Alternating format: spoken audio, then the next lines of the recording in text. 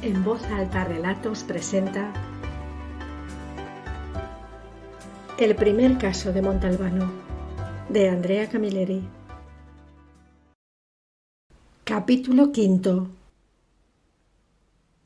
El carnet de identidad, caído al suelo junto con las demás cosas que contenía el bolso, decía, sin posibilidad de error, que Rosana Monaco, hija de Gerlando y de Concheta Marullo, domiciliada en Vigata, vía Fornache 37, era desde hacía pocos meses mayor de edad.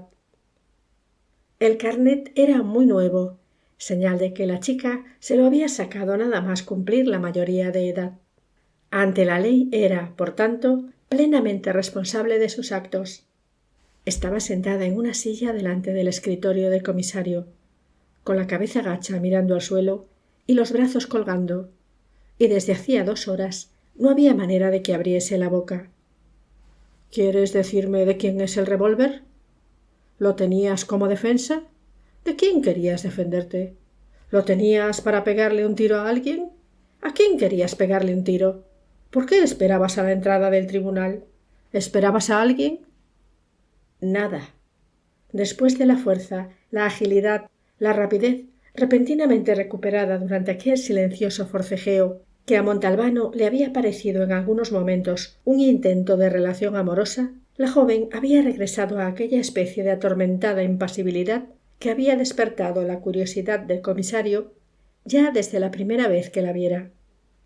Sí, Montalbano sabía muy bien que atormentada impasibilidad era un estúpido oxímoron, pero no encontraba otras palabras para definir lo que la actitud de Rosana le evocaba. Tomó una decisión. No podían seguir adelante de aquella manera. «Colócala en régimen de seguridad», le ordenó a Galuzzo, que estaba sentado delante de la máquina de escribir para redactar el acta y sólo había conseguido teclear la fecha. «Y llévale algo de comer y beber». Y después, levantando la voz, añadió: «Yo voy a hablar con sus padres». Había anunciado claramente su intención de forma deliberada, pero la chica ni siquiera pareció haberlo oído. Antes de abandonar la comisaría, le preguntó a Fazio dónde estaba la vía Fornache. Le dijo que hiciera unas cuantas cosas, salió, subió al coche y se fue. La calle era la segunda a la derecha después de aquella en la cual se había producido el incidente del revólver. No estaba asfaltada y era más bien un sendero.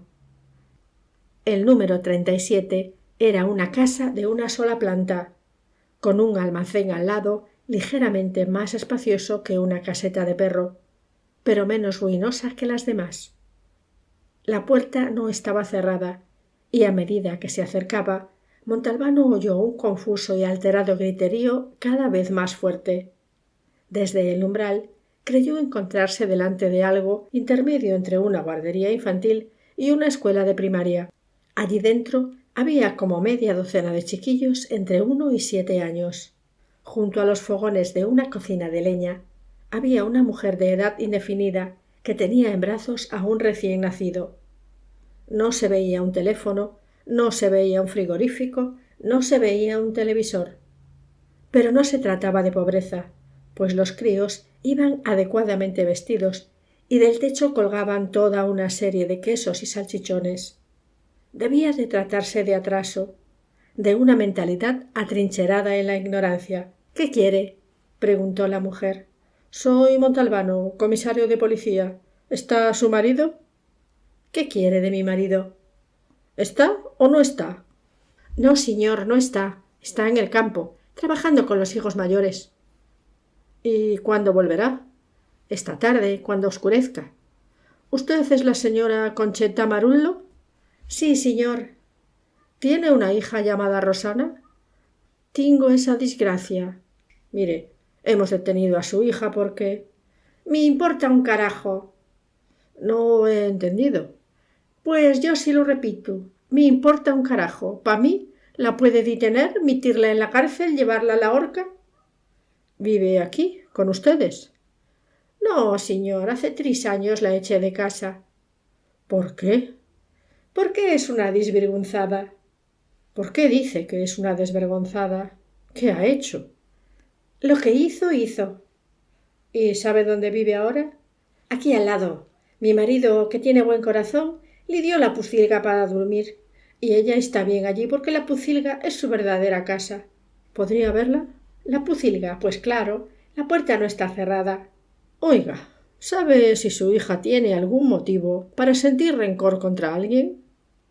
¿Y yo qué coño sé? Le digo que hace años que no la trato. No sé nada. Una última pregunta. ¿Su marido tiene un arma? ¿Qué arma? Un revólver. Bromea, mi marido solo tiene un cuchillo para cortarse el pan. En cuanto regrese, dígale que vaya a comisaría. Miré que volverá tarde y cansado. Lo siento, lo esperaré.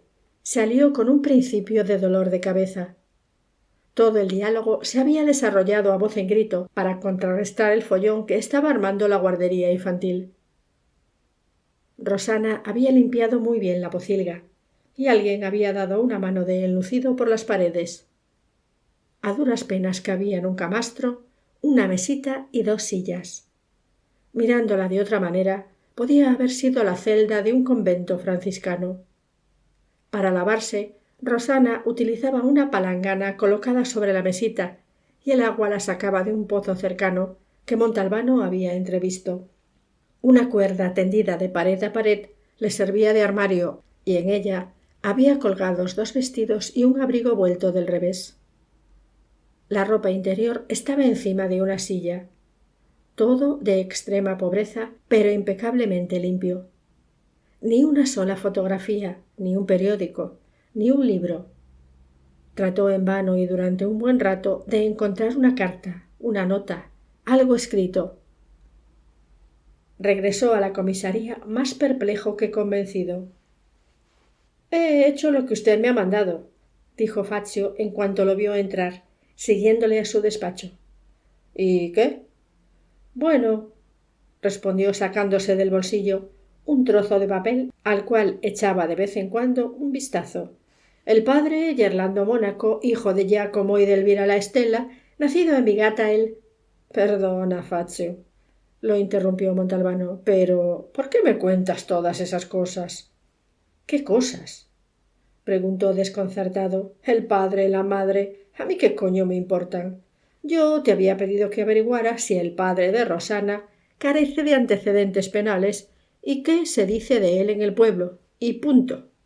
Carece de antecedentes penales, contestó pausadamente Fazio, guardándose de nuevo el trozo de papel en el bolsillo. Y en el pueblo los pocos que lo han conocido dicen que es buena persona. ¿Tiene otros hijos mayores?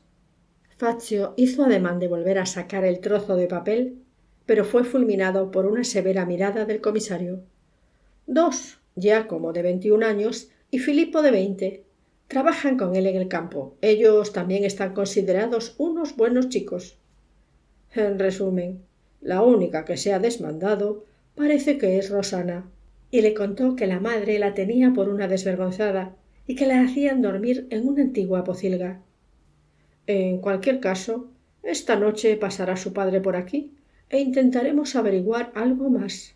¿Sabes si la chica ha comido? Galuzzo le ha comprado un bocadillo, no lo ha tocado, y tampoco ha bebido ni una sola gota de agua. Más tarde o más temprano se vendrá abajo y decidirá comer y beber, y después hablará. A propósito del revólver, empezó Fazio. ¿Has descubierto algo? Dottore, había muy poco que descubrir. Es una cobra, un arma que no gasta bromas. Americana.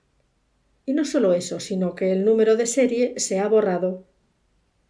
En resumen, me estás diciendo que es un arma de delincuentes. Exactamente, dottore.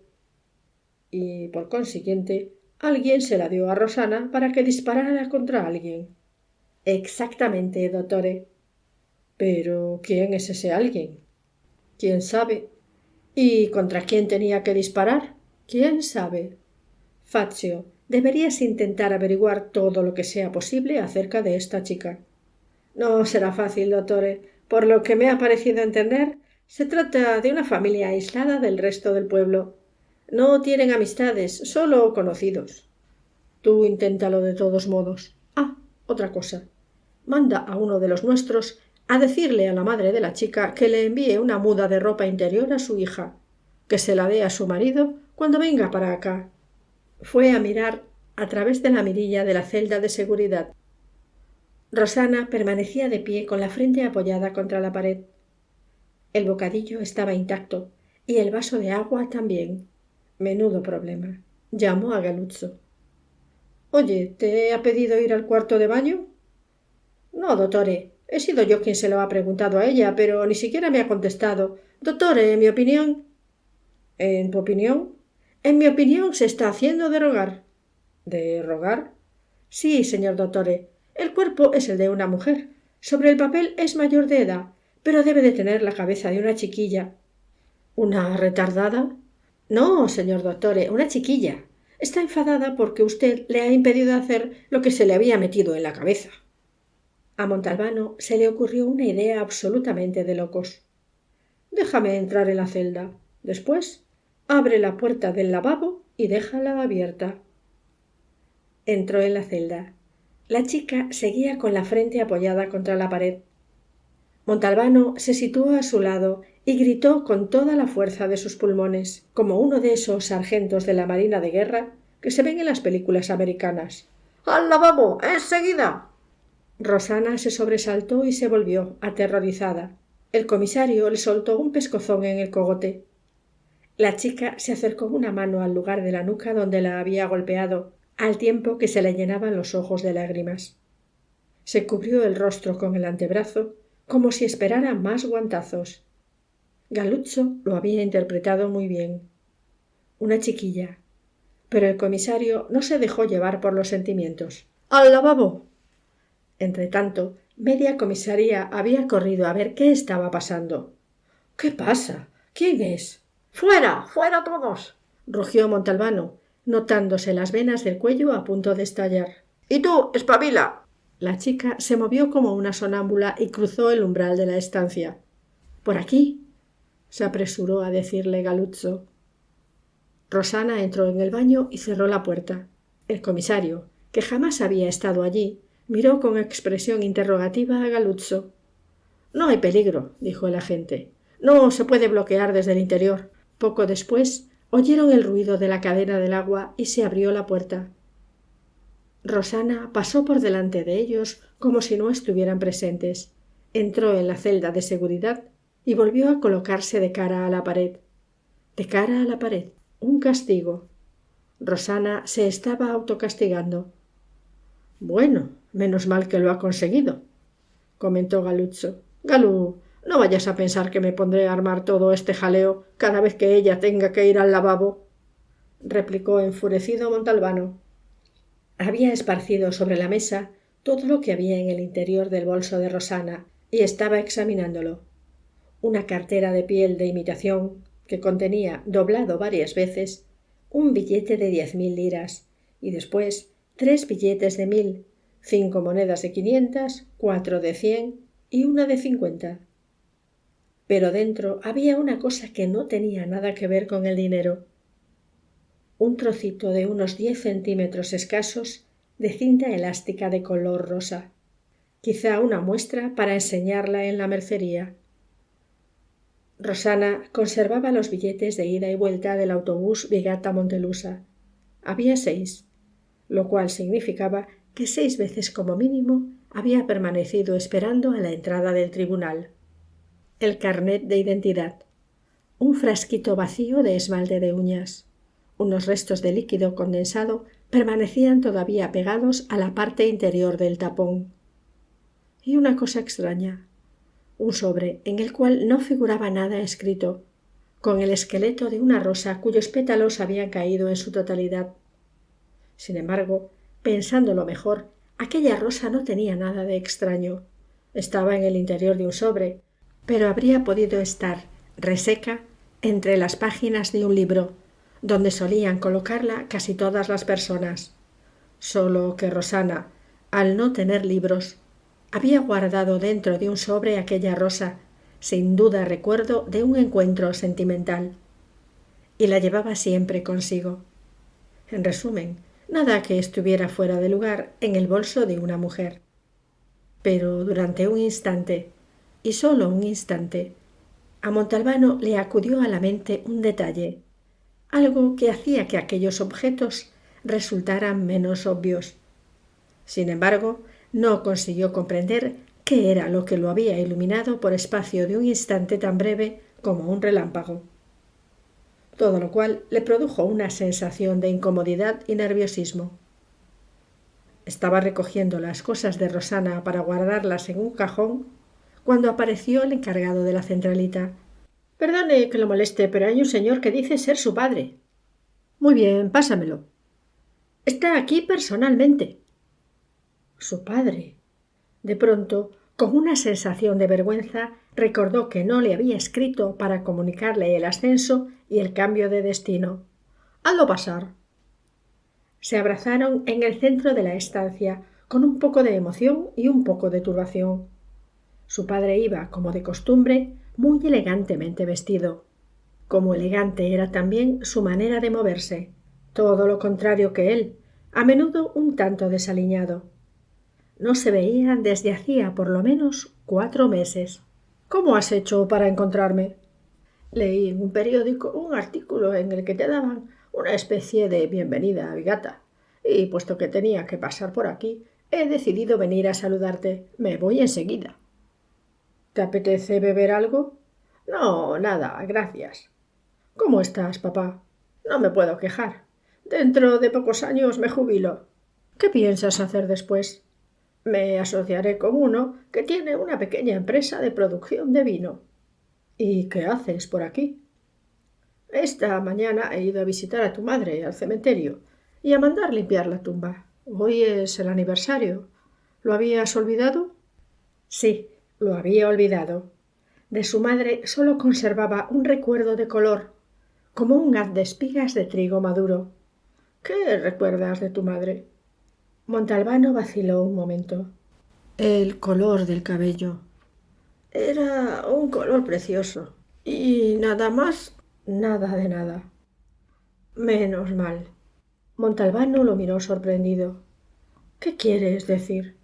Esta vez el que titubeó fue su padre.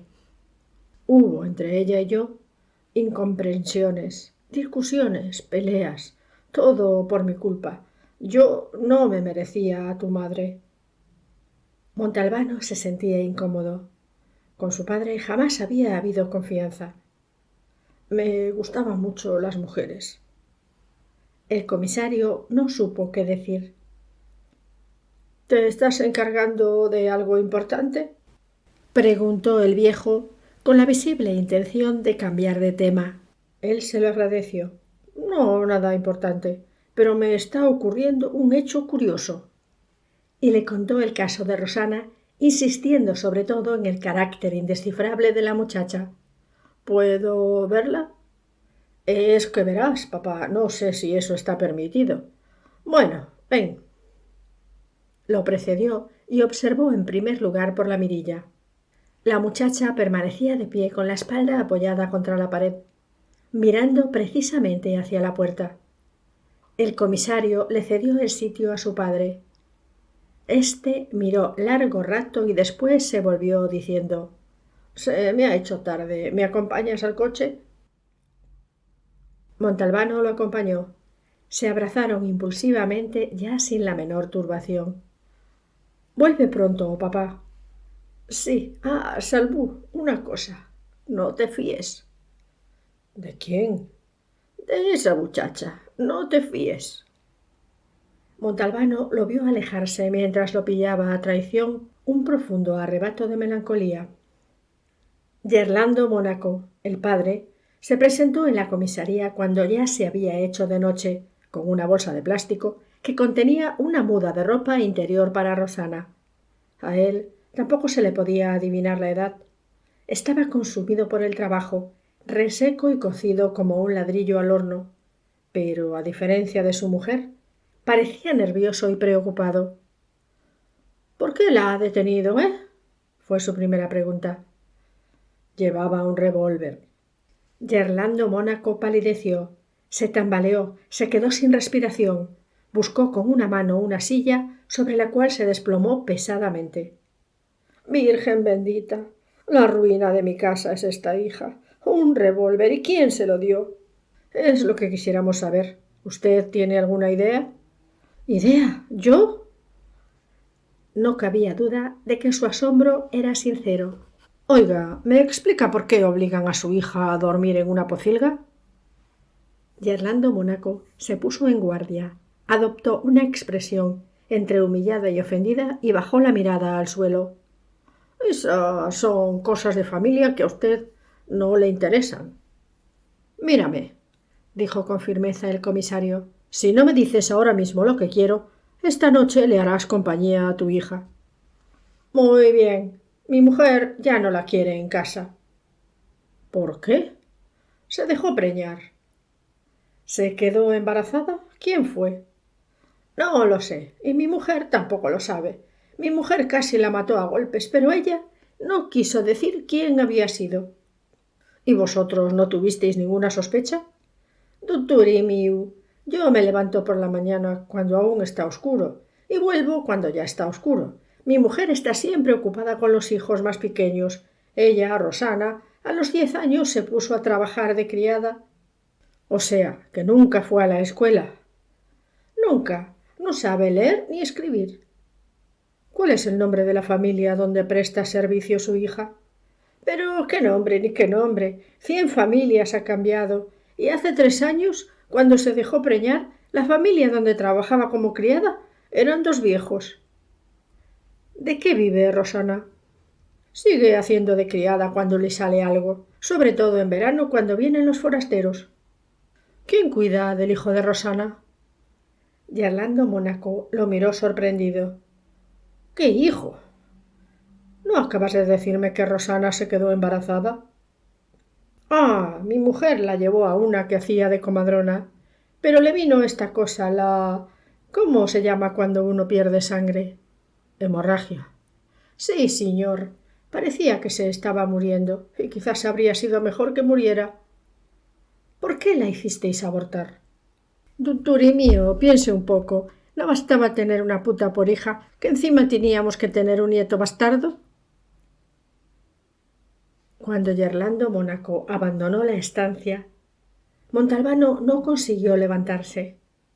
Experimentaba un dolor sordo en la boca del estómago, como si una mano le hubiera agarrado los intestinos y se los estuviera retorciendo.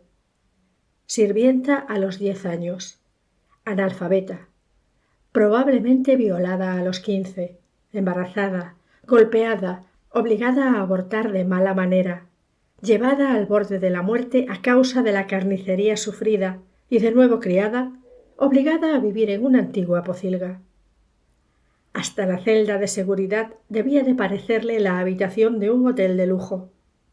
Entonces, la pregunta era esta. ¿Se le puede pasar por la cabeza a un comisario, poner en libertad a la muchacha, devolverle el revólver y decirle que le pegue un tiro a quien quiera pegárselo? Capítulo 6. No podía pasarse todo un día sin comer por el hecho de que el problema de Rosana lo tuviera preocupado. En la tratoría San Calóyero se zampó de primero unos 15 entremeses de marisco variado. No habría querido, pero eran tan ligeros y exquisitos que parecía que le entraban en la boca con disimulo. ¿Cómo podía uno resistir si a mediodía no había tomado nada? Y ahí tuvo una ocurrencia. Le hizo señas a Calóyero de que se acercara. «Oye, Calú, ahora me traes una buena lubina, pero, entre tanto, manda que me preparen 3 salmonetes a la livornesa. La salsa tiene que ser abundante y muy aromática, sobre todo. Me los envías a comisaría aproximadamente media hora después de que yo haya salido de aquí. Envíame también un poco de pan y una botella de agua mineral. Cuchillo, tenedor, vaso, plato, todo de plástico». «Eso nunca». «¿Por qué?» «Los salmonetes a la livornesa en un plato de plástico pierden sabor». Al llegar a la comisaría semidesierta, fue a ver a Rosana a través de la mirilla. Estaba sentada en el camastro con las manos apoyadas sobre las rodillas, pero sus ojos ya no miraban tan fijo. Ahora la muchacha parecía un poco más relajada. El bocadillo estaba todavía intacto. El nivel de agua del vaso había bajado imperceptiblemente. A lo mejor se había mojado los labios, que debían de estar más que secos, quemados. Cuando llegó el plato con los salmonetes, el comisario ordenó que lo dejaran sobre la mesa de su despacho. Le dijo al agente de guardia que le entregara las llaves de la celda de seguridad. Tomó una silla, abrió la puerta, colocó la silla justo delante de la muchacha y salió sin cerrar la puerta. La chica no se había movido. Regresó con el plato de los salmonetes y lo depositó encima de la silla. Salió, volvió con la bolsa de plástico que arrojó sobre el catre. «Tu padre te ha traído una muda de ropa interior». Salió y regresó con otra silla, que dejó al lado de la primera. Ahora, en la celda de seguridad se aspiraban unos deliciosos efluvios de salmonetes a la livornesa. Salió de nuevo y volvió al poco rato con el agua, el pan y los cubiertos. Los efluvios se habían intensificado, una auténtica provocación. Montalbano se acomodó en la silla y se puso a mirar a la muchacha. Después empezó a limpiar el pescado, dejando las cabezas y las espinas en el plato que se había utilizado como tapadera. «Come», dijo al final. La chica no se movió. Entonces el comisario tomó un trocito de salmonete con el tenedor y lo apoyó delicadamente sobre los labios cerrados de Rosana. «¿Te doy yo esta comidita tan rica?» «La comidita, tan rica, tal como se hace con los niños pequeños, a veces acompañando incluso el gesto con una cantinela. Ahora Rosana, que es una niña muy buena, se va a comer todo este salmonete tan precioso». Pero ¿cómo coño se le habían ocurrido todas aquellas palabras? Por suerte, no estaba allí ninguno de sus hombres. De lo contrario, habrían pensado que se había vuelto loco. Los labios de la muchacha se abrieron justo lo suficiente. Masticó y tragó. Montalbano volvió a apoyarle sobre los labios nuevamente cerrados un trocito de pan mojado en salsa. Ahora Rosana se va a comer el panecito y así se le pasa el apetito. Unos ripios indignos. Se avergonzó de ellos, pero él no era un poeta y en cualquier caso le sirvieron para alcanzar el objetivo. La chica masticó el pan y lo tragó. «Agua», dijo. El comisario le llenó un vaso de plástico y se lo ofreció. «¿Te ves con ánimos para comer sola?» «Sí». Montalbano le acarició suavemente el cabello y salió, volviendo a dejar la puerta abierta. La idea había sido acertada. La muchacha había reanudado el contacto con la vida.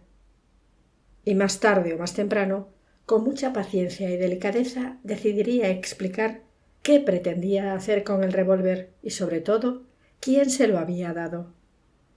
Dejó pasar cosa de media hora y después regresó a la celda de seguridad.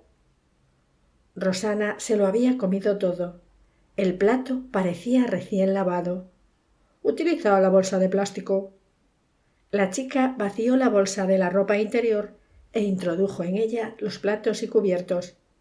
Dejó fuera la botella, que estaba por la mitad, y el vaso.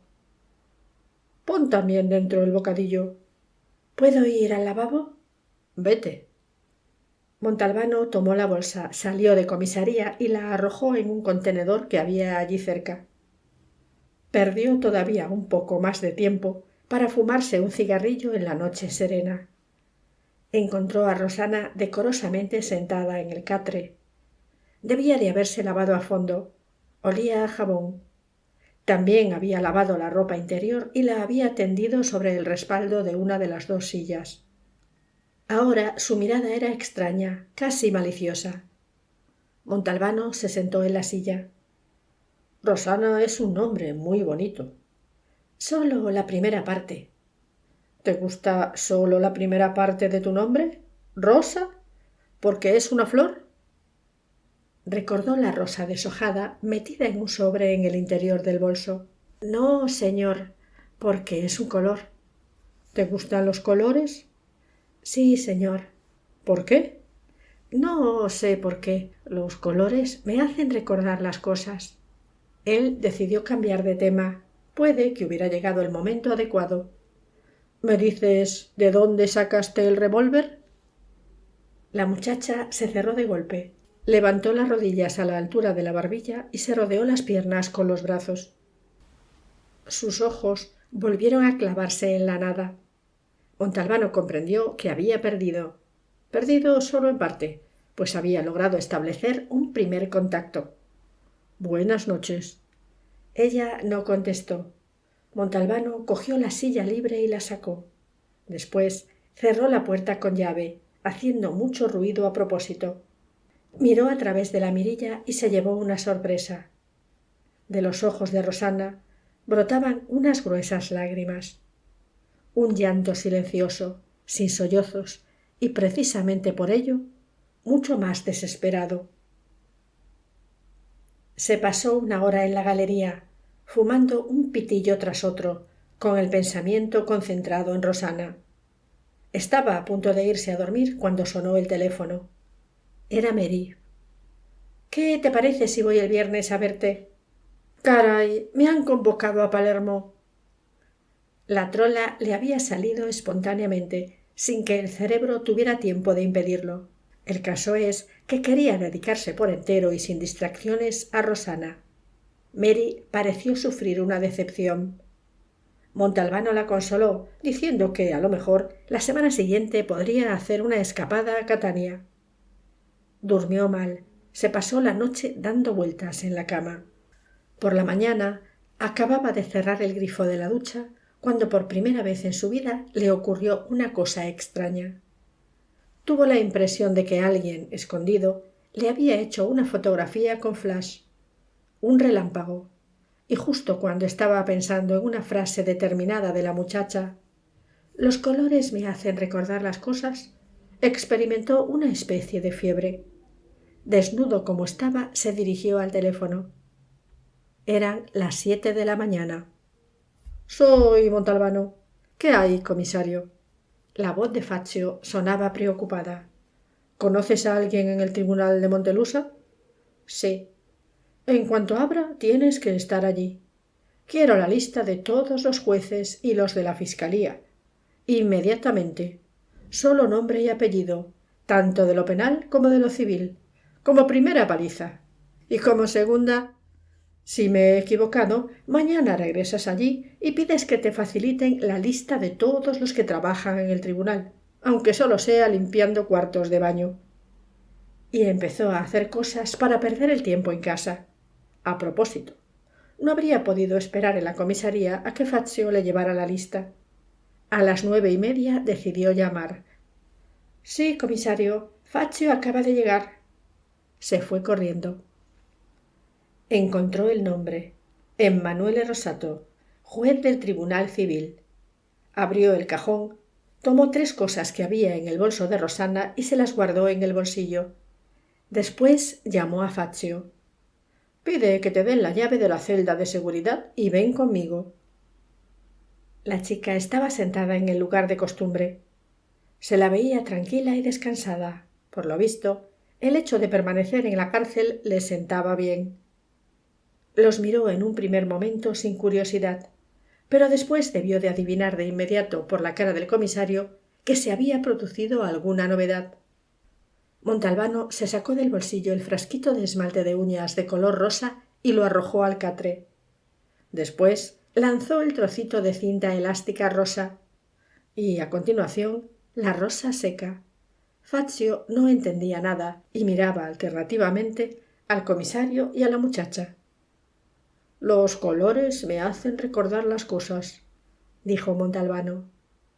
Rosana estaba tan tensa como un arco. «¿No te bastaba la primera parte de tu nombre para recordar que tenías que matar al juez Rosato?» Pillando desprevenidos a ambos hombres, la muchacha pegó repentinamente un brinco. Montalbano adivinó su intención y se cubrió el rostro con la mano, pero cayó boca arriba con Rosana encima de él. Y mientras Fazio trataba de apartarla agarrándola por los hombros, el comisario se deleitaba con aquella furia desencadenada, tal y como se deleita la tierra requemada bajo un fuerte aguacero, pues había acertado de lleno. Sabiendo que habría sido una pérdida de tiempo preguntarle a Rosana por qué se la tenía jurada al juez Rosato, Montalbano decidió ir de inmediato a visitarlo a Montelusa.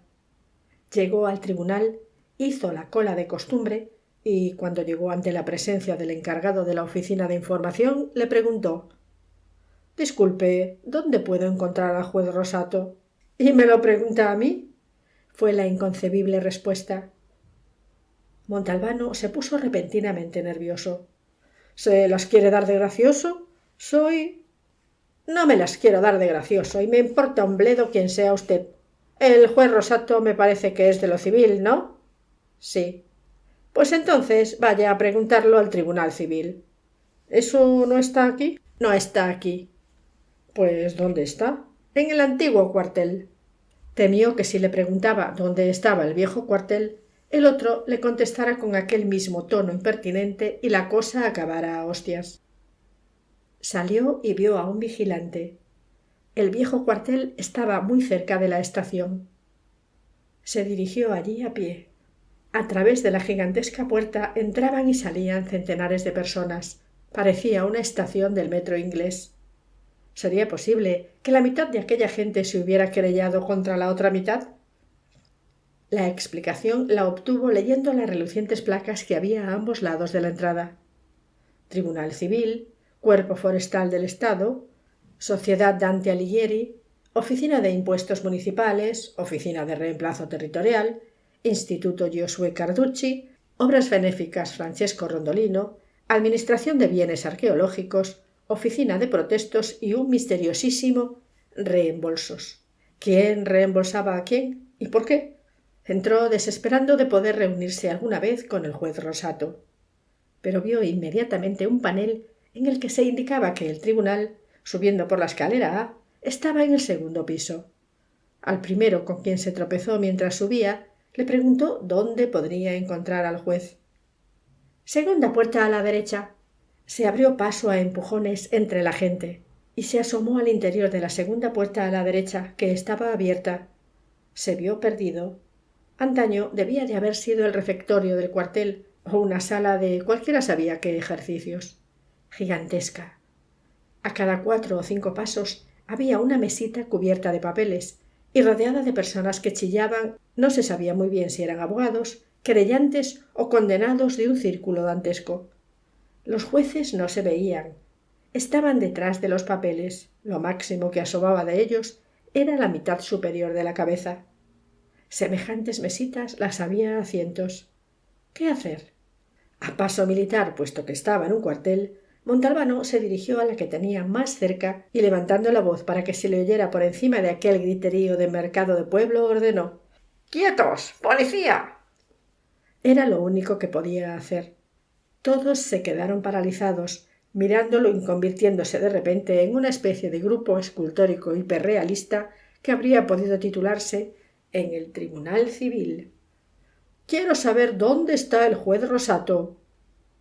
«Estoy aquí», contestó una voz prácticamente entre sus piernas. Había tenido suerte. «¿Qué desea?», preguntó el juez, invisible detrás de los papeles. «Soy el comisario Montalbano. Quisiera hablar con usted». «¿Ahora?», si fuera posible. «La vista se aplaza hasta fecha todavía no determinada», dijo la voz del juez.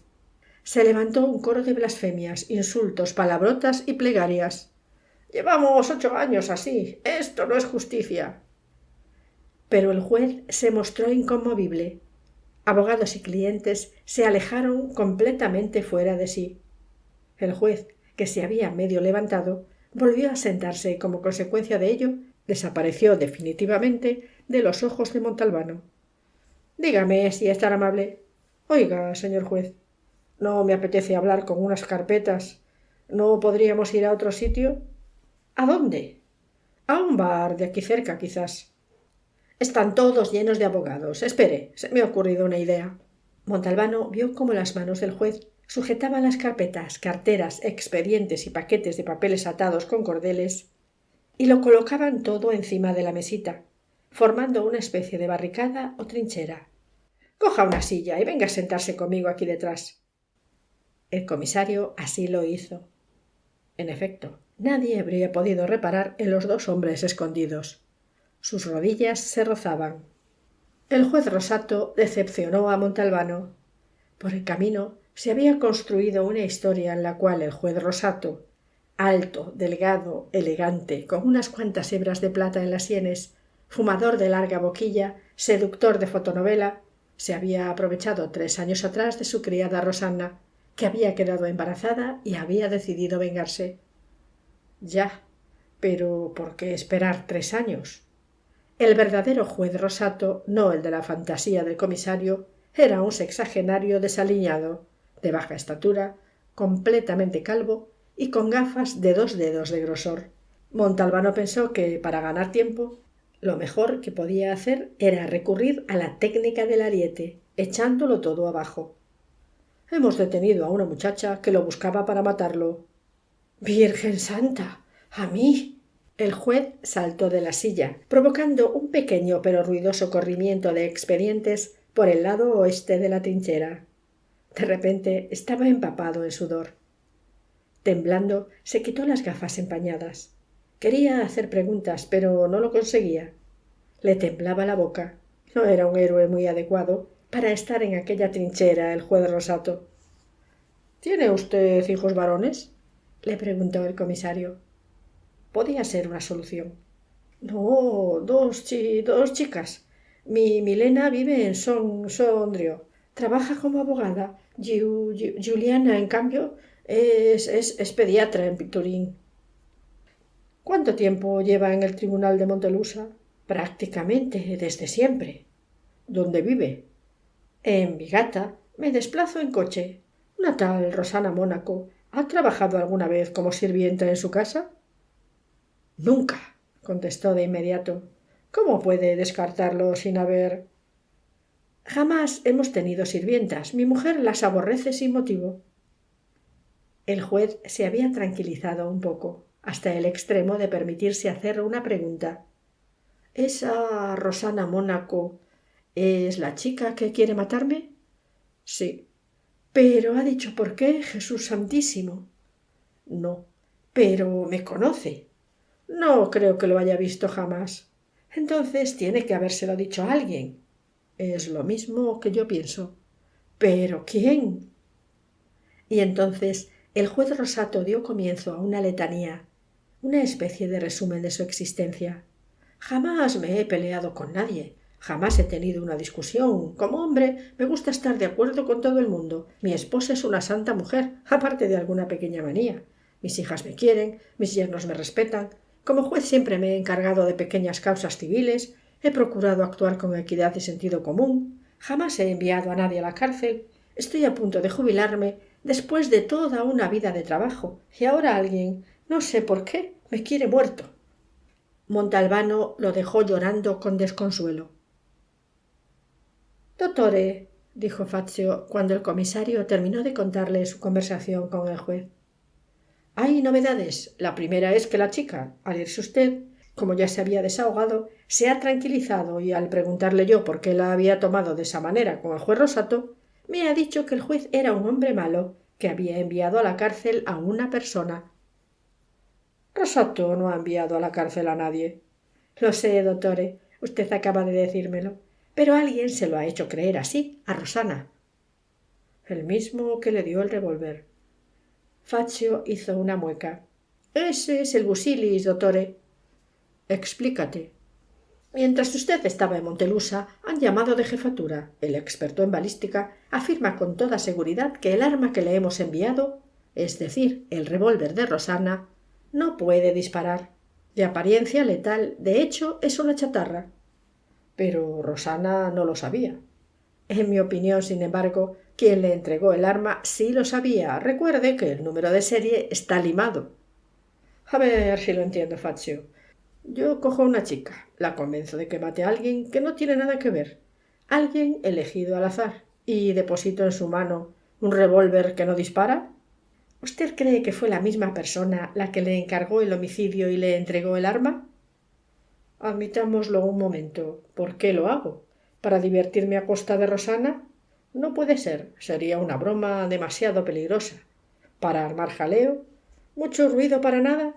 ¿Y eso a quién beneficiaría? Sin embargo, una cosa es segura. Para entender lo que ocurre, tenemos que saber quién es la persona que hay detrás de la chica. Es absolutamente necesario. Si esta mañana te ha dicho algo, procura averiguar algo más. Yo no me dejaré caer por allí, pero tú vete a verla. Procura ganarte su confianza. Habla con ella. Dottore, ¿sabe lo que es Rosana? Una gata. Una de esas a las que tú le rascas la cabeza y ella ronronea, y de pronto y sin motivo te araña la mano. No puedo por menos que darte mi enhorabuena. Y tenemos que darnos prisa. El tiempo apremia y no podemos mantener a la chica en situación de arresto más allá de los límites que marca la ley. O la dejamos en libertad o informamos al fiscal. Hacia las 5 de la tarde recibió una llamada que no esperaba. Doctor Montalbano, soy el juez Emanuele Rosato. ¿Cómo está, señor juez? ¿Cómo quiere que esté? Estoy desconcertado. En cualquier caso, quería decirle que tengo un cuaderno en el que anoto todos los procedimientos de los que me he encargado, junto con su resultado. Lo he estado examinando y me ha llevado bastante tiempo. Creo haber descubierto algo. El apellido de la chica es Mónaco, ¿verdad? Sí. ¿El padre se llama Gerlando? Sí. ¿Vive en Vía Fornace 37 de Vigata? Sí. El juez lanzó un profundo suspiro. No entiendo una mierda. Se dio cuenta de que había dicho una palabrota y empezó a pedir disculpas. Después decidió revelar lo que había descubierto. Un tal Filippo Tamburello, propietario de un terreno colindante con el de Gerlando Mónaco, al reconstruir un muro en seco, lo desplazó unos cuantos centímetros hacia adelante. Poca cosa, pero ya sabe usted cómo son los campesinos. Después de interminables discusiones, Mónaco presentó una querella y ¿sabe qué? Yo resolví la cuestión en favor de Gerlando Mónaco. ¿Y ahora me explica usted por qué su hija ha manifestado su intención de matarme? Dígame, señor juez, ¿esa sentencia favorable a Gerlando Mónaco cuándo tuvo lugar? Hace más de 4 años. Por la noche, mientras miraba la televisión, vio por casualidad el rostro de Zito, aquel periodista que había conocido en el tribunal. Decía cosas sensatas e inteligentes.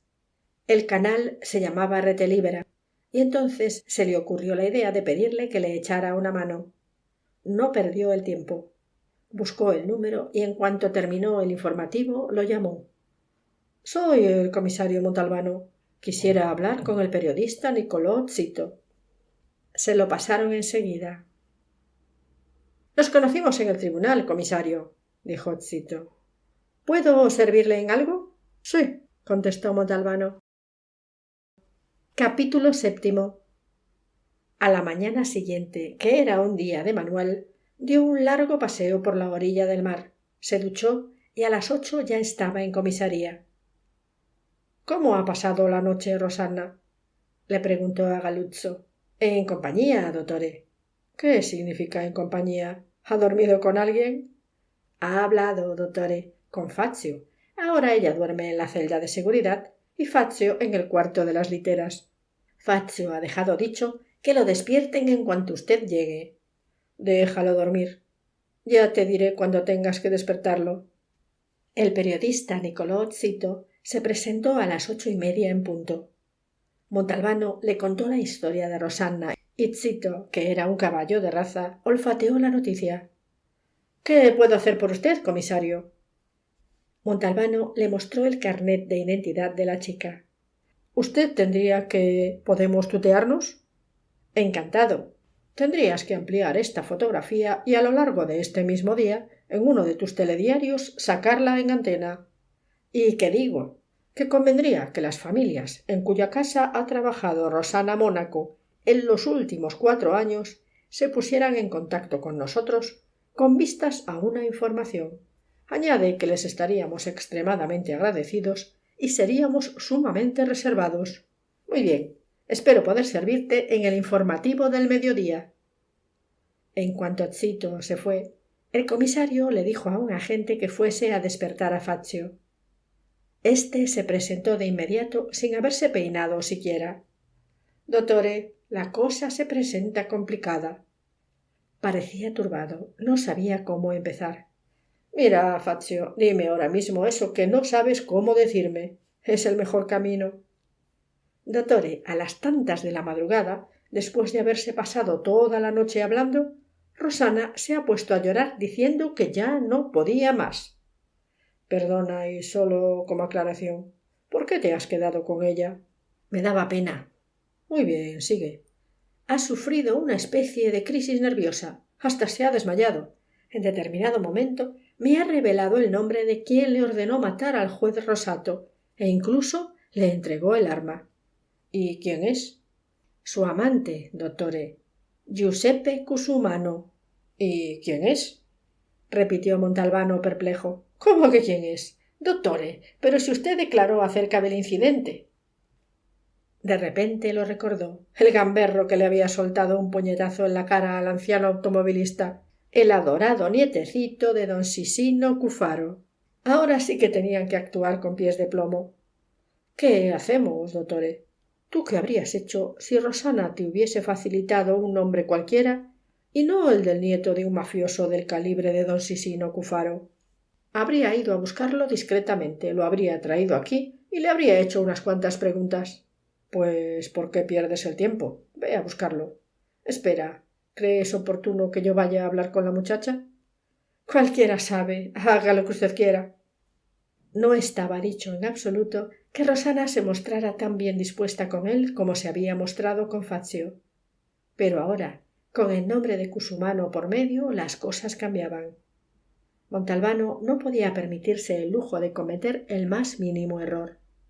Salió de la comisaría, entró en una tiendecita, adquirió un vestido de mujer de algodón, pidió que se lo envolvieran, regresó a comisaría y entró en la celda de seguridad. Buenos días. Buenos días. Había contestado, había abandonado su mutismo. Buena señal. El comisario observó que su belleza se había intensificado. Sus ojos eran todavía más vivos, sus labios de color rojo fuego sin necesidad de carmín. Arrojó el paquete sobre el catre. Es para ti. Ella trató de deshacer el nudo de las cintas. No lo consiguió y lo cortó con unos dientes afilados y blanquísimos, casi como de animal salvaje. Retiró el papel y contempló el vestido. Sus movimientos, anteriormente casi febriles, se volvieron muy lentos. Tomó el vestido, se levantó y se lo colocó pegado al cuerpo. El comisario experimentó un acceso de orgullo. Había acertado plenamente la talla. ¿Quieres probártelo? Yo salgo. Jamás había conocido a una mujer que no se pusiera enseguida algo que le hubiesen regalado, desde unos pendientes a unas braguitas. Sí. Cuando regresó, ella estaba de pie en el centro de la estancia, alisándose el vestido sobre las caderas. Verlo, correr a su encuentro y abrazarlo echándole los brazos al cuello fue todo uno. Se comporta exactamente igual que una chiquilla, pensó un instante el comisario. Pero solo un instante, pues de inmediato sintió la presión y el ligero movimiento rotatorio de su pelvis, mientras los brazos alrededor de su cuello lo apretaban cada vez con más fuerza y la mejilla de Rosana rozaba la suya. Eso, en cambio, no es propio de una chiquilla, constató Montalbano, apartándose a regañadientes del abrazo. Había empezado a comprender. Había bastado aquel pequeño contacto físico, más valioso que un sermón de 1000 palabras. Ella había vuelto a sentarse sobre el catre e, inclinada ligeramente hacia adelante, estaba examinando el dobladillo de la falda. Tengo que hacerte una pregunta. Hágala. ¿Cuándo te dijo Cusumano? ¿Tú cómo lo llamas? Pinu. ¿Cuándo te dijo Pino que mataras al juez Rosato? Me lo escribió unos 15 días antes de salir de la cárcel. ¿Fuiste alguna vez a verlo personalmente a la cárcel? Una sola vez. Antes no. No me dejaban entrar porque era menor de edad. Pero Pinu me enviaba notas. Pero si tú no sabes leer. Es verdad. Pero el que me llevaba las notas me las leía. ¿Cómo se llama el que te las llevaba? No lo sé. ¿Dónde están esas notas? Pinu quería que las quemara y yo las quemaba. ¿Cuándo te entregó el revólver? Me lo dio a través de la misma persona que me llevaba las notas. ¿Volvisteis a veros después de la salida de Pino de la cárcel? Todavía no. ¿Y eso por qué? porque primero tenía que matar al juez. Pero, perdona, si hubieras matado al juez, jamás habrías vuelto a ver a Pino. ¿Por qué? Porque te habrían detenido. Y por un homicidio, ¿sabes cuántos años de cárcel son? Ella soltó una carcajada gutural, echando la cabeza hacia atrás. A mí no me habrían detenido. Había 2 hombres de Pinu preparados para sacarme del tribunal en cuanto yo le hubiera pegado un tiro al juez. ¿Quieres decir que mientras tú disparabas, 2 hombres de Cusumano habrían llevado a cabo una maniobra de distracción que te habría permitido escapar? Sí, señor, algo así. ¿Sabes qué habría sido? Rosanna vaciló momentáneamente. Habrían arrojado una bomba. No está mal, una bomba entre la gente como maniobra de distracción. Como es natural, tú a esos hombres no los conoces. No, señor. Montalbano se pasó un ratito pensando. ¿Qué he hecho? ¿Se ha enfadado? Preguntó la muchacha. Le había cogido gusto a responder preguntas. No, no me he enfadado. Estaba pensando. Supongamos que todo lo que nos has contado a Fazio y a mí es verdad. La chica se levantó de golpe y se puso en tensión, con los puños pegados en los costados. Es verdad, es verdad. Cálmate. Quería saber por qué has decidido contárnoslo todo y sacar a relucir la cuestión de tu amante. Él ha faltado a su palabra. Explícate.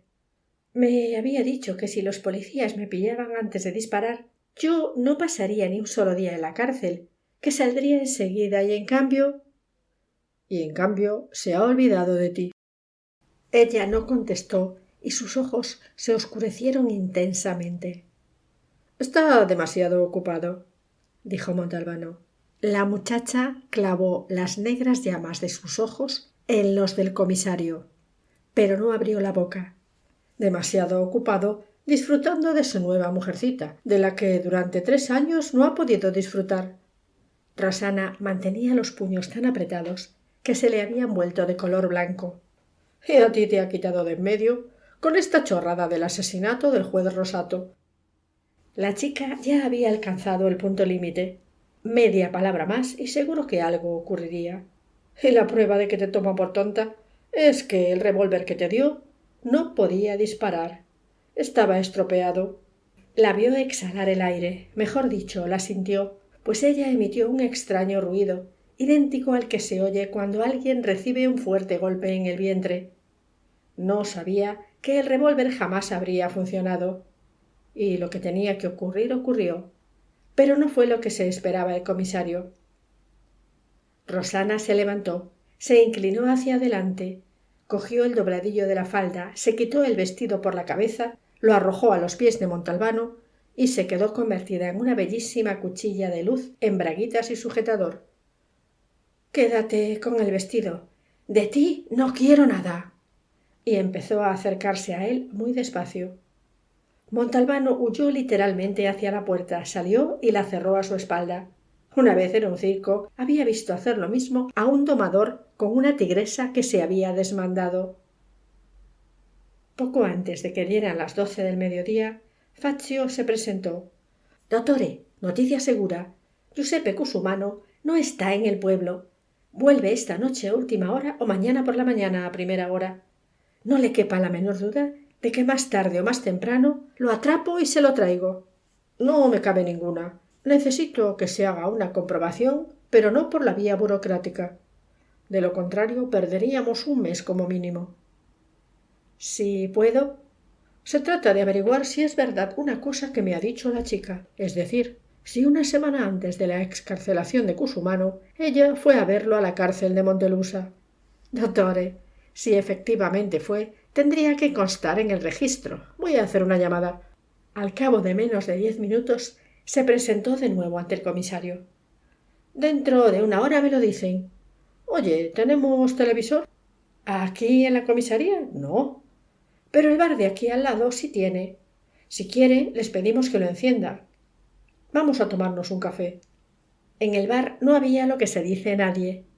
Fazio, que era como de la casa, al igual que todos los demás hombres de comisaría, Le dijo al camarero que encendiera el televisor y sintonizara Rete Libera. El informativo ya había comenzado.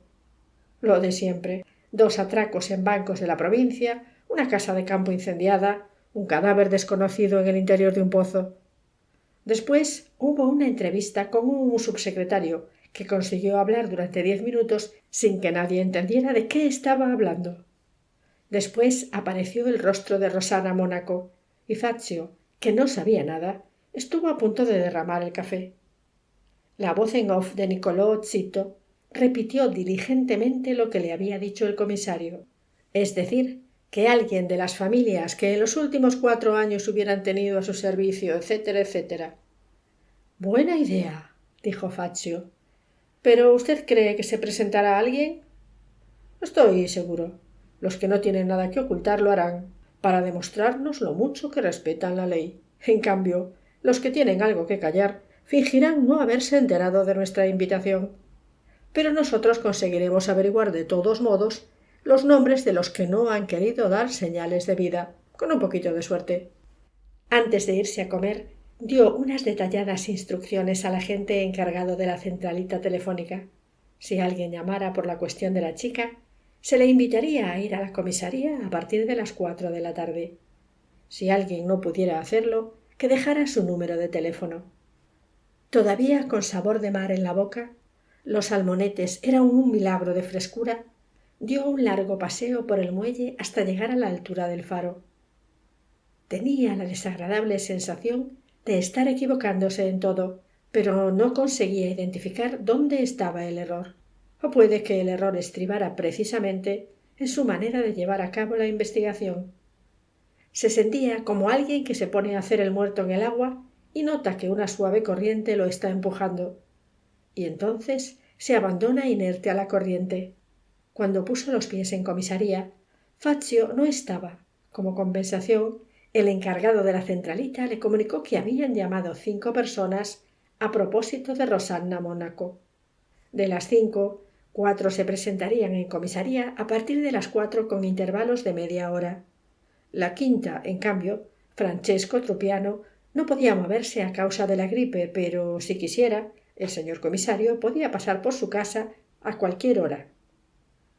Puesto que faltaba casi 1 hora para la primera cita, y puesto que el señor Trupiano vivía cerca de allí, Montalbano decidió ir a verlo.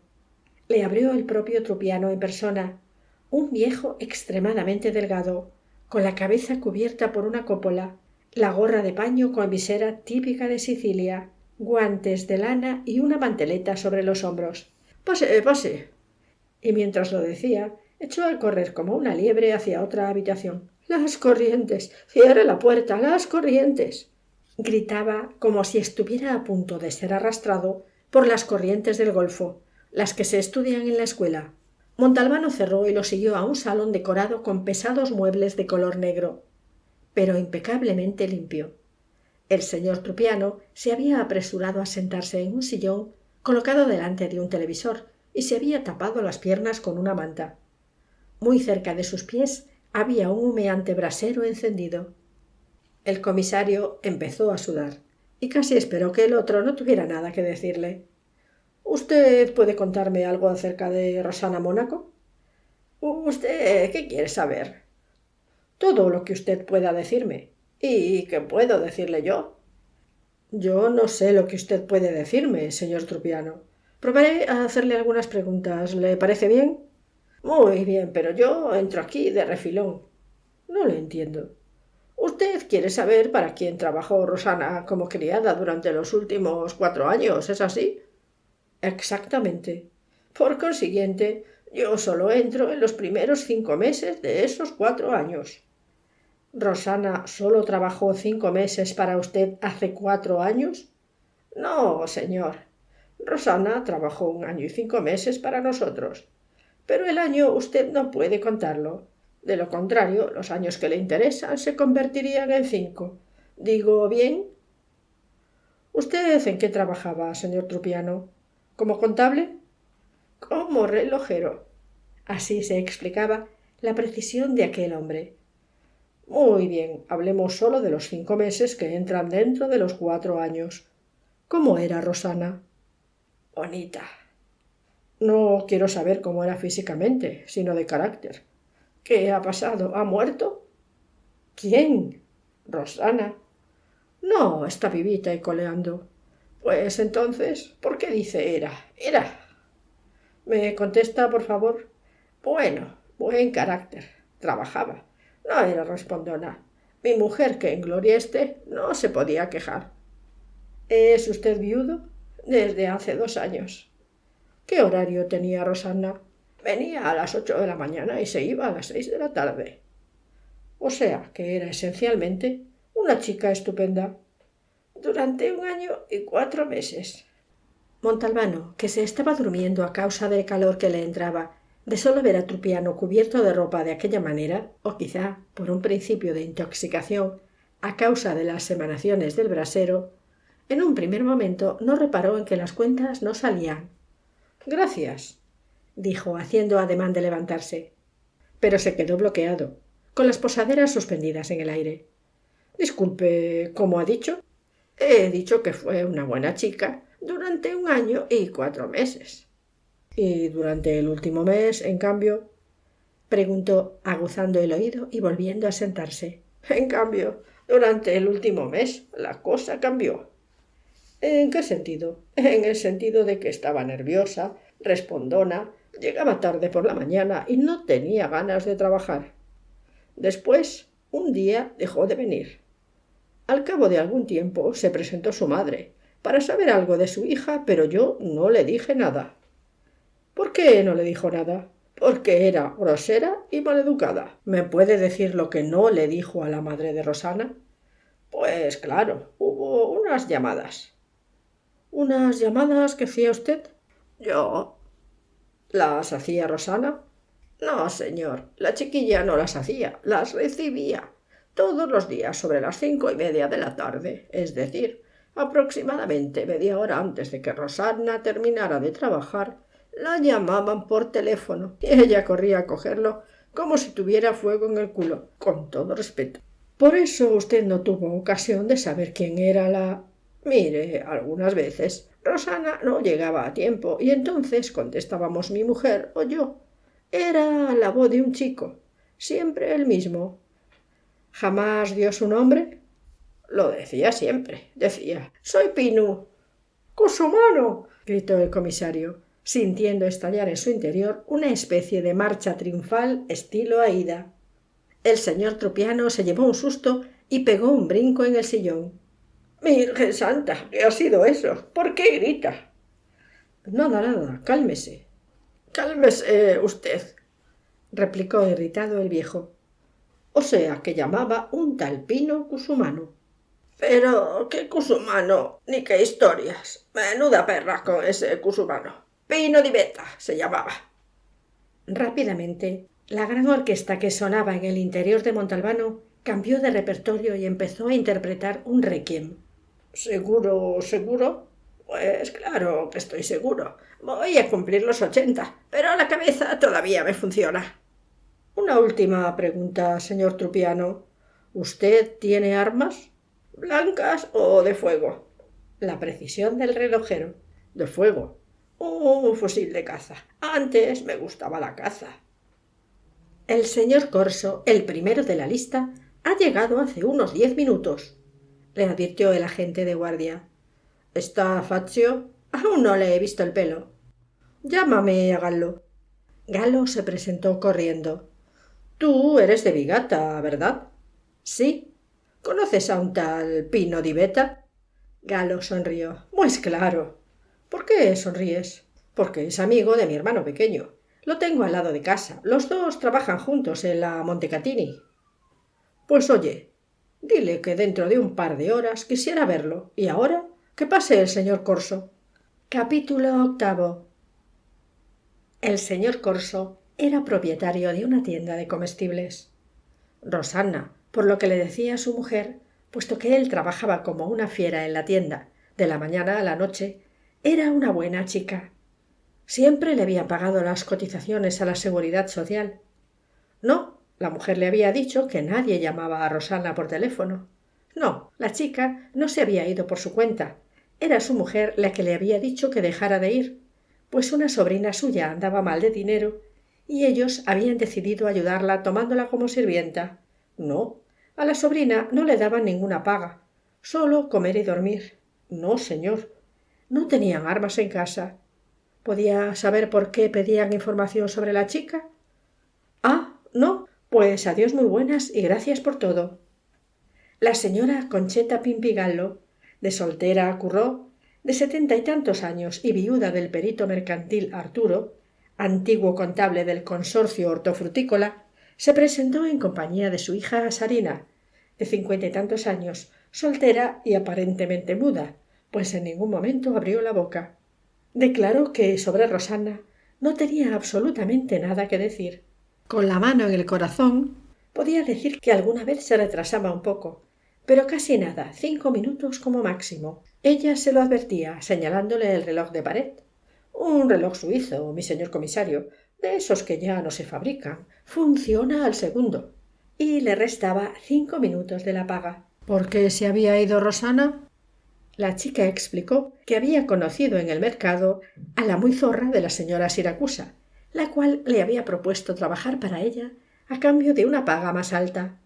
Eso era todo. ¿Que porque la señora Siracusa era una gran puta? ¿El señor comisario aún no la conocía? No, cuando tuviera ocasión de conocerla, que fuera tan amable de llamar a la viuda Pimpigallo, y entonces hablarían de ello. No, a Rosana no la llamaba nadie. ¿Armas? ¿En casa? Jamás, Dios mío. ¿Podían saber por qué motivo la policía? No, pues ¿qué se le iba a hacer? El señor Giacomo Nicolosi era un cuarentón nervioso e insípido. Declaró que, puesto que trabajaba en Alemania, él a la chica no había tenido ocasión de conocerla en persona. La chica había servido en su casa 8 meses, en cuyo transcurso él no había podido poner los pies en Italia. Su mujer había querido contratarla porque en casa había 2 hijos pequeños y los suegros de 70 y tantos años. Su mujer le había dicho que dijera que Rosana Mónaco siempre había sido una buena trabajadora y se había ido por su propia voluntad. En casa no tenían armas. ¿Por qué había acudido él a comisaría y no su mujer, que sabía mucho más que él? Porque él jamás de los jamases había permitido que su señora se presentara en una comisaría como una zorra cualquiera. La señora Conchita Filipazzo monologó a contracorriente. De que Rosana era una grandísima zorra, yo me di cuenta enseguida. Yo tengo el ojo muy fino. No, señor, sobre las faenas de la casa, limpiar y fregar el suelo, preparar la comida, planchar, nada que decir, pero zorra sí era. En primer lugar, el domingo no iba a misa y tampoco tomaba la comunión. En segundo lugar, había que ver cómo se dejaba mirar por mi marido y mi hijo. Claro que eran ellos los que la miraban, pero ella, Rosana, se dejaba mirar. Una vez, señor comisario, entré en la cocina, pues mi marido había pedido que le preparara un café. ¿Y sabe una cosa? Mi marido sostenía con una mano la taza, mientras con la otra tocaba el culo de la chica. No, señor, yo no armé ningún escándalo. Mi marido está hecho de esa manera. Hasta a un salmonete le acariciaría el culo. Pero unos cuantos meses después la cosa empeoró. Yo tengo un hijo, Gasparino, que por aquel entonces tenía 18 años. Una vez que Rosana estaba haciendo la cama en la habitación de Gasparino, vi a la chica inclinada hacia adelante y detrás de ella a mi hijo tocándole el culo. Y yo me pregunto ahora, ¿es que la chica tenía un culo hecho de miel? Pues hay que ver cómo se le quedaban pegadas encima todas las manos. Después de ese incidente, eché de casa a esa gran zorra. No, señor.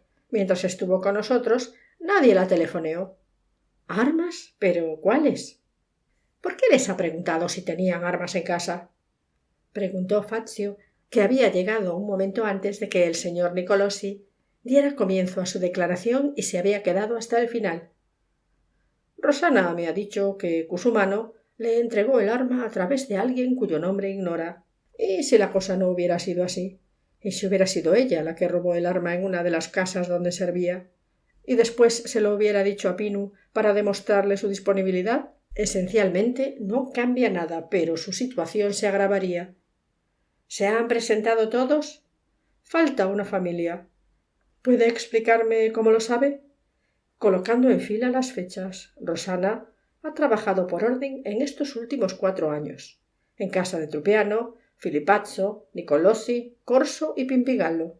Entre estas familias hay unos pequeños intervalos de tiempo, el más largo entre Trupiano y Filipazzo, y la explicación es el aborto y sus consecuencias.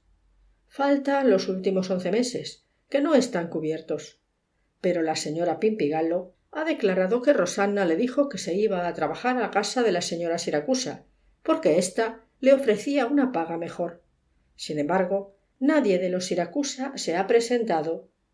¿Tú sabes algo de ellos? No, señor dottore, pero puedo pedir información. Hazlo enseguida. ¿Dónde has estado toda la tarde? A mí eso de que a Pino Cusumano no se le encuentre por ninguna parte me huele a chamusquina. He preguntado. He conseguido establecer que efectivamente no está en el pueblo. Mas no sé. Ah, dottore, por poco me olvido. En la cárcel de Montelusa me han confirmado que Rosanna fue a ver a Cusumano 3 días antes de su excarcelación. ¿Pero no se necesita una petición por escrito? Claro, pero ella la había presentado un mes antes. Pero si no sabe escribir, ¿quién la firmó? Alguien firmó como fiador. ¿Y cómo se llama ese alguien? Firma ilegible, dotó. Fazio se retiró y al poco rato entró Gallo. Dottore, le he traído a Pino di Beta. ¿Tengo que estar presente yo también? Si quieres. Prefiero no hacerlo. Somos demasiado amigos. No quiero ponerlo en un aprieto. Pino di Beta tenía algo más de 20 años. Un muchacho más bien alto, elegante por naturaleza y un poco preocupado por el hecho de que lo hubieran llamado a comisaría. Estoy a su disposición, dijo, obedeciendo a la invitación del comisario para que se sentara. Oye, empezó Montalbano, ¿tú sabes algo de...? No, nada, se apresuró a contestar, y se mordió los labios al darse cuenta de que había cometido una tontería. Añadió para justificarse, yo con la historia de los neumáticos que le han cortado al coche del jefe de sección no tengo nada que ver. Pues a mí me importa un carajo el coche del jefe de sección. ¿De veras? De veras. Pues entonces, ¿por qué me ha mandado llamar? Por una historia de hace unos años que se refiere a ti y a una chica que se llama Rosanna Monaco. ¿Qué pasó? No, soy yo el que pregunta qué pasó. Comisario, yo la conocí en el mercado. Entonces ayudaba a un tío mío que tenía un puesto de fruta y verdura. Me gustó y yo también le gusté a ella. Me dijo que trabajaba en la casa de una familia. Ahora no recuerdo. ¿Trupiano? Eso es. Me dio un teléfono que se había aprendido de memoria. No sabía leer ni escribir. Y entonces empecé a llamarla. ¿Y cuando ella terminaba de trabajar os veíais? Sí, señor. ¿A dónde ibais? A pasear por el campo, pero no podíamos estar mucho rato. Ella quería regresar pronto a casa. ¿Qué ocurrió entre vosotros? ¿En qué sentido? En el sentido que tú has comprendido muy bien. Cosas de muchachos. Besos, magreos, nada más. ¿Ella no quería? Pino di Beta se puso colorado. Comisario, Rosanna no tenía siquiera 15 años, aunque era una mujer hecha y derecha. Una mujer muy guapa, pero... ¿Pero? Tenía la cabeza... razonaba como una chiquilla de 5 años. Yo temía las consecuencias. Igual se ponía a contar a todo el mundo que nosotros dos habíamos hecho la cosa. ¿Y la dejaste? No, señor comisario, yo no quería dejarla. Pues entonces...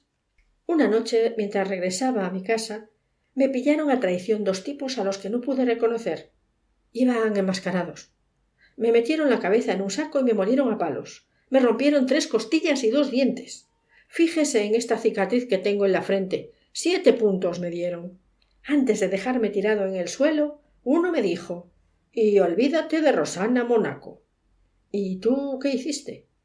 Cuando estuve en condiciones de volver a salir a la calle, llamé al número de Trupiano. Pero alguien me contestó que Rosanna ya no trabajaba para ellos y no podían decirme a dónde se había ido. A Rosanna volví a verla por casualidad unos 7 meses después. Pero estaba muy cambiada, delgadísima. ¿Quién crees que te agredió? Al principio pensé que habían sido los 2 hermanos de Rosanna, pero después me pregunté qué motivo podían tener, y tampoco hacía falta que se presentaran enmascarados para que no los reconociera. Y pensé también que no había por qué comportarse de aquella forma. Habrían podido decirme si tenían algo en contra. Pues entonces, si no fueron los dos hermanos, ¿quiénes fueron, en tu opinión? Cualquiera sabe. ¿Sería posible que Rosana, mientras ella salía contigo, tuviera otro hombre? Quizás un amante, un señor casado. Rosana era virgen. Yo perdí muchas noches preguntándome quién habría sido el que casi me había matado de una paliza, pero no llegué a ninguna conclusión. No había nada más que decir. El comisario se levantó y el muchacho imitó su ejemplo. Montalbano le tendió la mano y Pino también lo hizo.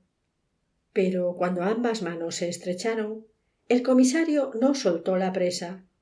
¿Fuiste tú el que cortó los neumáticos al jefe de sección? El joven lo miró. Ambos se sonrieron. Dottore, dijo Faccio con expresión preocupada, a propósito de la chica, quizás habría que tomar una decisión. ¿Por qué? ¿Cómo que por qué? Dentro de poco esto se va a convertir en un secuestro. Nadie, ni el juez ni el jefe superior, sabe que la tenemos en la comisaría. Nadie vendrá a reclamarla. Con el debido respeto, dottore, esa no es una buena razón. ¿Qué hay que hacer, a tu juicio? Dottore, el revólver lo llevaba en la bolsa, ¿sí o no? Nos dijo que tenía intención de matar al juez. ¿Sí o no? Sí. Pues entonces actuemos siguiendo las normas y jamás atraparemos a Cusumano. Es más, le haremos un favor porque le quitaremos de en medio a Rosana. No existe ningún punto de contacto entre los dos. Cusumano ha sido muy listo. ¿Y la visita a la cárcel? ¿Tú sabes lo que se dijeron el uno al otro? No. Cualquier cosa que diga Rosana acerca de aquel coloquio, él la negará y no habrá manera de demostrar lo contrario. En resumen, Fazio, necesito tener a la chica bajo control unos cuantos días más. Vaya con cuidado, dottore, se juega la carrera. Lo sé, y por eso se me ha ocurrido una cosa. Tú estás casado, ¿verdad? Sí, señor. ¿No necesitas una asistenta en casa? La pago yo. Fazio lo miró estupefacto. Pero no puedes dejarla salir. Nadie debe saberlo. Llévatela ahora mismo. Le habían dicho que por la parte de Racalmuto había un restaurante medio oculto en una zona desconocida, pero en el que se comía como Dios manda, y hasta le habían explicado cómo llegar hasta allí. Sin embargo, no recordaba el nombre del buen samaritano. Tomó una decisión. Subió al coche y se fue. De Bigata a Racalmuto había unos 3/4 de hora de camino, siguiendo la carretera que pasaba por debajo de los templos e iba a Caltanissetta. Pero tardó 1 hora y media porque 2 veces se equivocó de camino para ir al restaurante, el cual se llamaba Da Pepino y era un lugar totalmente perdido entre unos almendros. Se trataba de un espacioso local con más de 10 mesas, casi todas ocupadas. El comisario eligió una mesita cerca de la entrada.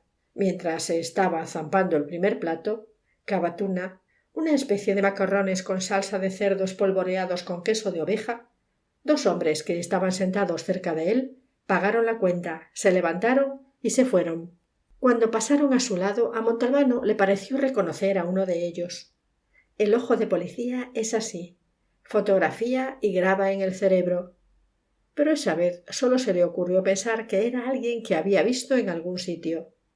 De segundo, tomó una salchicha a la brasa. Pero lo que provocó su entusiasmo fueron las rosquillas de la casa, sencillas, extremadamente ligeras y recubiertas de azúcar. Se llamaban taralli. Se comió tantas que hasta le dio vergüenza. Después salió y subió al coche para regresar a Bigata. La noche era muy oscura. Antes de abandonar el camino de tierra para adentrarse en la carretera nacional, se detuvo porque había tráfico. En determinado momento vio un hueco estrecho y salió disparado, acelerando. Justo en aquel momento percibió una especie de golpe e inmediatamente después el vehículo derrapó y empezó a girar sobre sí mismo. Montalbano se vio perdido, deslumbrado por las luces de los coches que circulaban en dirección contraria, e inmediatamente después por los que circulaban en su misma dirección. Completamente empapado de sudor, Levantó los brazos para dejar que el coche hiciera lo que se le había metido en la cabeza hacer, mientras por delante y por detrás se armaba todo un lío de frenazos, claxones, voces, gritos y palabrotas. Al coche le entraron ganas de girar a la izquierda y acabó en una zanja situada al lado de la calzada. Final de la carrera. Los Taralli le subieron a Montalbano desde la tripa hasta la garganta y permanecieron allí, a la espera de volver a bajar o de que los vomitase. 2 o 3 personas se acercaron corriendo y abrieron la portezuela. —¿Se ha hecho daño? —Jesús, qué susto me ha dado. —¿Pero qué ha sido? —Gracias, gracias —dijo el comisario—. Habrá reventado un neumático. Aprovechó la amabilidad de uno que, con su mujer y 5 hijos tremendamente ruidosos, se dirigía a Vigata. En la comisaría mandó llamar a Fazio y Gallo para que se presentaran de inmediato. Con el coche de servicio conducido por Gallo regresaron al lugar del accidente. Fazio se agachó y estudió la rueda a la luz de una linterna. —En mi opinión, le han pegado un tiro —dijo con rostro sombrío—. En la mía también —coincidió Montalbano—. ¿Quién sabía que iría a comer a Racalmuto? Nadie. Cambiaron la rueda, sacaron el vehículo de la zanja y regresaron a Vigata. Examinaron la cubierta destrozada. No necesitaron estudiarla mucho rato. Una bala de calibre 7,65 que encontraron enseguida. Y mientras Fazio trataba de arreglar el desperfecto, el comisario volvió a recordar el restaurante. Y en su cabeza se puso en marcha una especie de cine, la proyección de una película. La escena representaba el espacioso local. Era un plano secuencia. Los clientes que comían. El dueño que llevaba una botella de vino. Él acababa de terminarse el primer plato y mientras el camarero se alejaba en dirección a la cocina, en una mesa a la cual permanecían sentados 2 hombres, se levantó el más grueso de los 2, se acercó al teléfono que había en una pared, introdujo una ficha, habló poco y en voz baja, colgó y volvió a sentarse. Fundido. La escena es la misma, pero el propietario ha desaparecido. El camarero está llevando 4 platos. Falta una pareja joven que antes permanecía sentada a la mesa junto a la puerta de la cocina. Él se está acabando los cabatuna. Los 2 hombres se levantan, se dirigen a la puerta y pasan por delante de él. Y ahí él mira al hombre grueso y le parece que lo ha visto en otro lugar. La cámara hace zoom sobre su rostro y muestra con toda claridad un antojo de color azulado que le recorre la mejilla desde la nariz hasta la oreja. Ahora la escena cambia de golpe. La plaza de Vigata delante del ayuntamiento. Un guardia le habla a 2 perros. Aparece un coche que circula muy despacio y es adelantado por un potente vehículo deportivo. Ambos automóviles se rozan y se detienen. Baja un anciano del coche lento y del otro desciende un macarra que le pega una hostia. Del deportivo desciende un hombre grueso, agarra al gamberro y lo introduce de nuevo en el vehículo. La cámara vuelve a hacer zoom sobre su rostro. Un antojo azulado le cruza la mejilla desde la nariz a la oreja. Luz en la sala y luz en la cabeza del comisario. Oye, Fazio, ¿tú conoces a un gordo con un antojo en la cara que debe pertenecer al círculo de Pino Cusumano? ¿Cómo no, dottore? Nini Bruculeri, con antecedentes penales, una especie de hombre de confianza. ¿Sabes dónde vive? Aquí, en Vigata. Muy bien, coges a los hombres que necesites y tráemelo. Debe de ir armado. Es importante, incáutale el arma. Dottore, permítame recordarle que no tenemos ningún mandamiento. Me importa un carajo. Si nos adelantamos a él, se sorprenderá tanto de que lo hayamos identificado en un santiamén que se vendrá abajo. Pero, ¿por qué razón habría querido matarlo, Bruculeri? Te equivocas. No quería matarme. Quería hacerme una advertencia. Ha sido una casualidad. He entrado en el restaurante donde él se encontraba. Entonces él ha llamado a Cusumano para decírselo, y el otro le habrá dicho que me pegue un buen susto. Sí, pero ¿qué pretende Cusumano? Perdona, Fazio, ¿pero tú no lo estás buscando? Se habrá enterado de nuestro interés y se protege. Pero ¿estás seguro, dottore? Porque es que yo he actuado con mucha cautela. He hecho preguntas, muy cierto, pero solo a las personas que consideraba. Créeme, no hay ninguna otra explicación. Piénsalo bien. A estas alturas Cusumano sabe con toda seguridad que hemos detenido a Rosanna. ¿Estás de acuerdo? Sí, señor. Después tú vas por ahí haciendo preguntas sobre Cusumano. ¿Y eso qué significa? Significa que Rosanna ha hablado, que nos ha dicho que Cusumano quería que ella matara al juez Rosato. Y, por consiguiente, trata de poner remedio. Es como si me hubiera enviado una carta. Ten cuidado con tus próximos movimientos. ¿Sabes una cosa? No, señor. Cusumano será nieto e hijo de mafiosos y mafioso él mismo, pero es sobre todo un grandísimo cabrón. Ahora el antojo de la cara de Niní Bruculeri tiraba a verde. El gordo temblaba a causa de la furia reprimida. ¿Puedo saber por qué se me despierta a las 4 de la madrugada y se me traslada aquí como un delincuente? A mi mujer por poco le da un ataque. Porque eres un delincuente, dijo Fazio de pie a su lado. Montalbano, sentado detrás del escritorio, levantó una mano en gesto de paz. Había decidido actuar un poco en plan de cachondeo. Le ocurría de vez en cuando en presencia de personas arrogantes. Señor Bruculeri, quería de usted 2 informaciones muy sencillas. La primera es la siguiente. ¿Usted cenó anoche en el restaurante de Pepino, en Racalmuto? Sí, señor. ¿Acaso es un delito?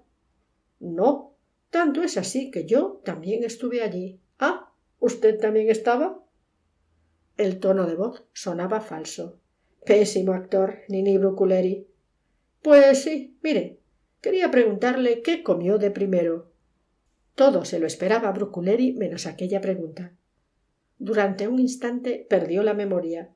¿Sería posible que lo hubieran detenido y llevado a comisaría a las 4 de la mañana solo para responder a semejante chorrada?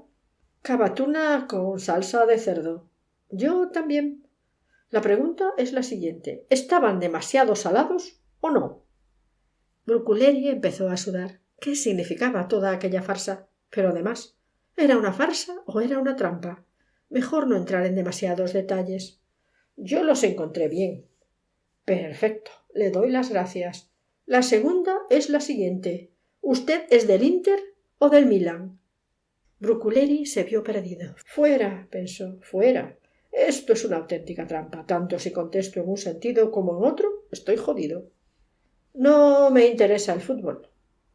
Bien. ¿Usted ha disparado recientemente? No, sí, no, sí. ¿El arma la llevaba? Le preguntó Montalbano a Fazio.